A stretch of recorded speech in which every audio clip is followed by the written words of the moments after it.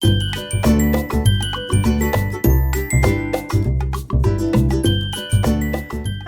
all, Jessie B Scrapbook came back with another process video. This one is for Mixed Media Mayhem.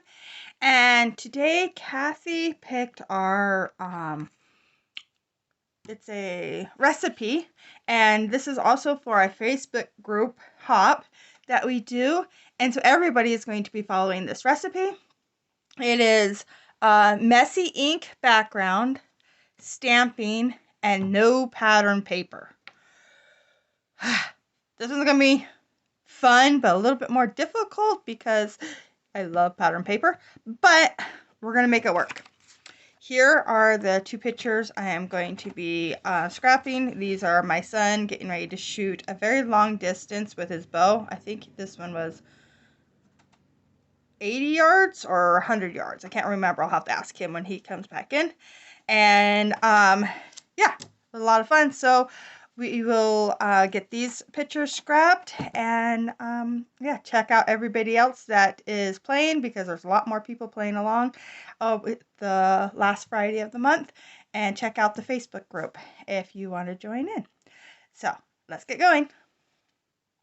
Okay, so first thing, I ran out of cardstock, white cardstock. So I'm using this paper here. It's a little thicker than regular printer paper, but not as thick as cardstock.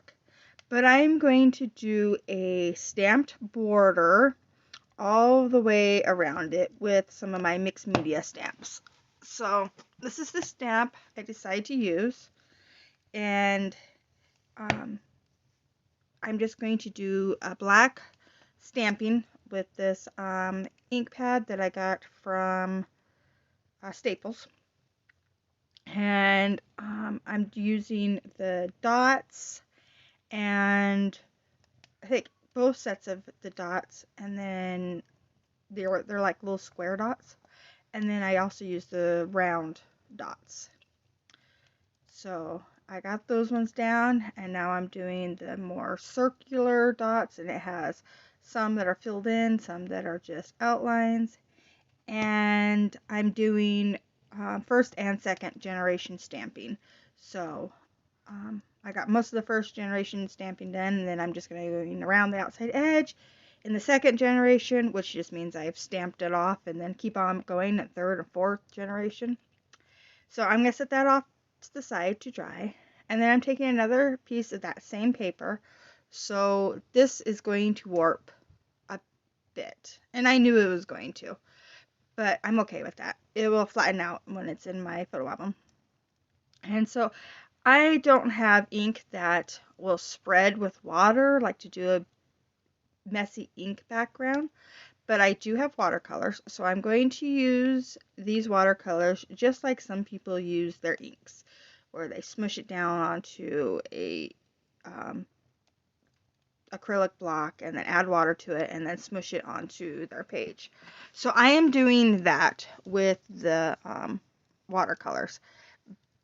And I'm using this really pretty orange because my son's hat is orange, and so I thought it would work perfect. So I got that done, and now I'm going to trim this. I'm taking a 1/2 inch off all four sides, just because I wanted it to, all the inking or the mixed media that I did, I wanted it to stay in the center. So I'm being very careful because this paper is wet and it is thin, and so I was just careful when I was cutting it. And now I'm going to set both of those to the side to dry, and I'm going to work on my photos. So I love these photos. He was very intent on doing this very long shot, and it was 80 yards, he said. I have other pictures of him doing the 100-yard shot too, but this one was the 80-yard shot, and he did awesome on it. And so I just got those cut down, and then I'm taking, this is my last piece of white cardstock, so this is a nice thicker piece, and I'm going to do some messy stamping on it. So I grabbed out my orange ink, and I'm just doing the same thing, first, second, third, fourth generation stamping all over it with this circular stamp that came in that same stamp set. And then I'm going to grab that spotted one with the circles and that are open and closed circles, and I'm just going to do the same thing, first, second, third generation stamping all over it. And that makes a very messy looking inked background, I thought. So I get my mixed media mat all cleaned up, and now I'm going to glue this all down. I am not inky or getting this paper because I want the thickness of the two papers together. So get that all adhered down, and then I'm going to come in with this other piece. It is a little long because it is at the 8.5, and so I am taking a little bit off. I want it to be a little long, but not all the way to the edge. So I have it about where I want it, but I noticed that some of the stamping got taken off when I did that, so I just added a little bit more stamping back to it. I'm going to get that all glued down. This does help with the thickness of this because this is cardstock. And now I'm going to take a Sharpie and I'm going to outline all of my papers because I want it to kind of look like I used a mat of black all the way around everything. I thought that would look really neat, but I didn't do the mat, so I did this Sharpie trick. And I love the way that looks.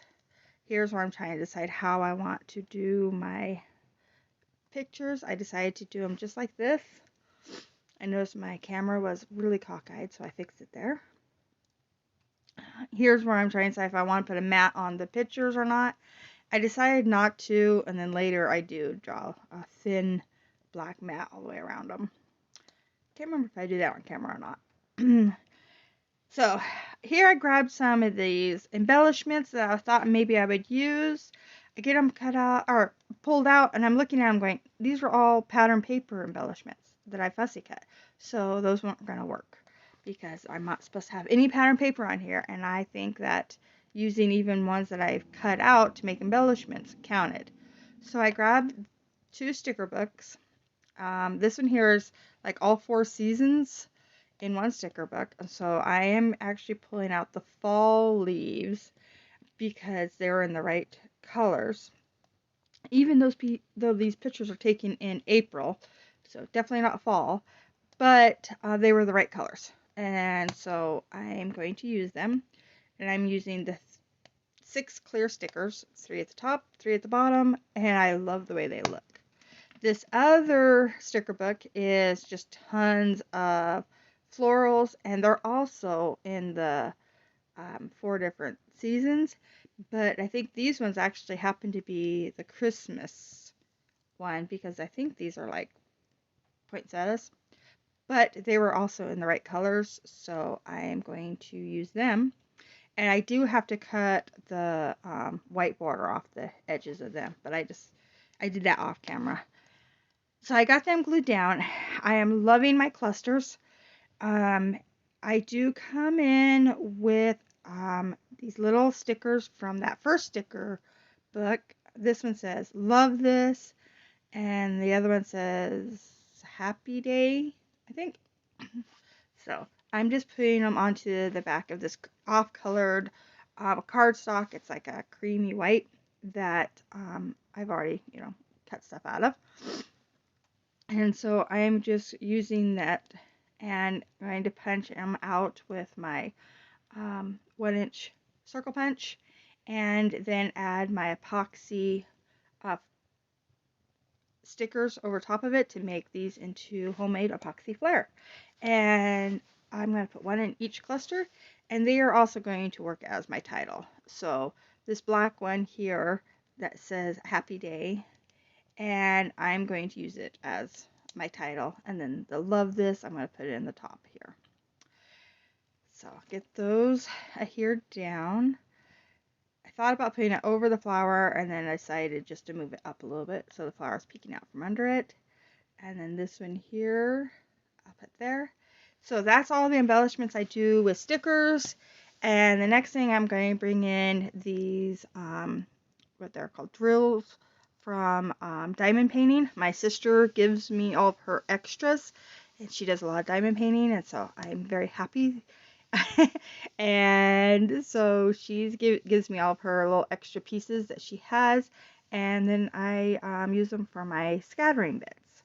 So I'm just taking, oh, excuse me, some in the right color. So I have a couple different greens, an off-white, and I had a hiccup there, sorry. An off-white and a orange. And I'm just using this little pokey tool to dot some glue all the way around this top cluster.